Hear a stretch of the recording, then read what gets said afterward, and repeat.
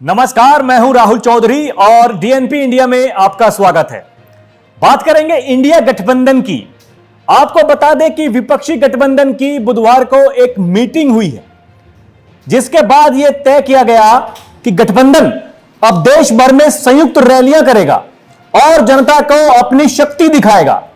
इसी बैठक में एक और बहुत बड़ा फैसला लिया गया, जिसमें विपक्ष के इंडिया गठबंधन ने फैसला लिया कि इंडिया अलायंस में शामिल पार्टियां मीडिया के 14 बड़े एंकरों के शो और कार्यक्रमों में अपने प्रतिनिधियों को नहीं भेजेंगे और इसकी औपचारिक घोषणा भी कर दी गई है।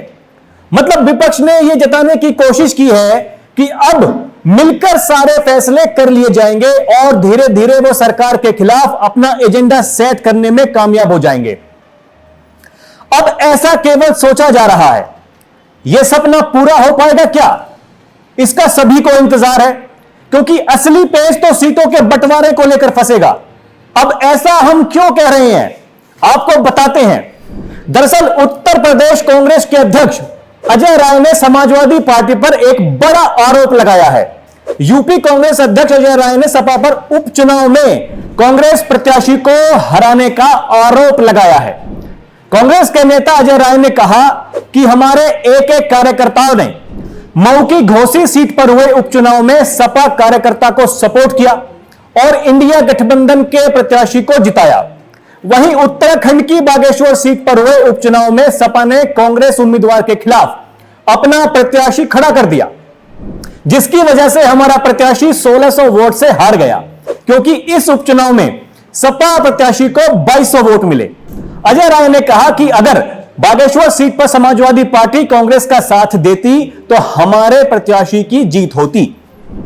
इसके साथ ही उत्तर प्रदेश के कांग्रेस अध्यक्ष अजय राय ने कहा कि कांग्रेस बड़ा दिल दिखाते हुए सभी को एक साथ लेकर चल रही है।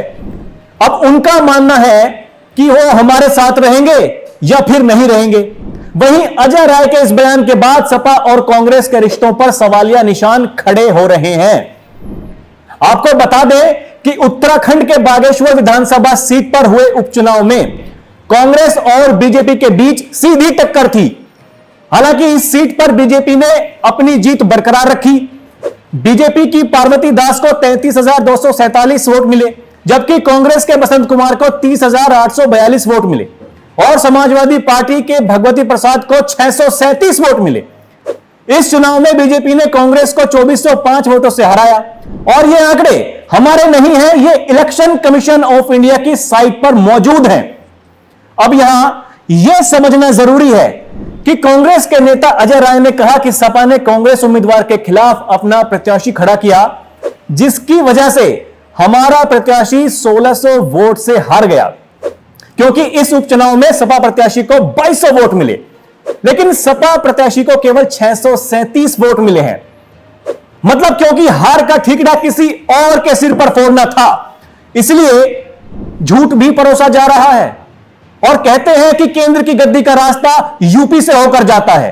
और बीजेपी यह दावा कई बार ठोक चुकी है कि इस बार 80 में से 80 सीटें बीजेपी जीतेगी।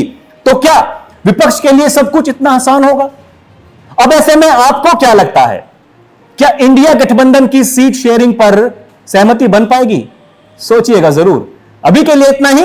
आप देखते रहे डीएनपी इंडिया। नमस्कार।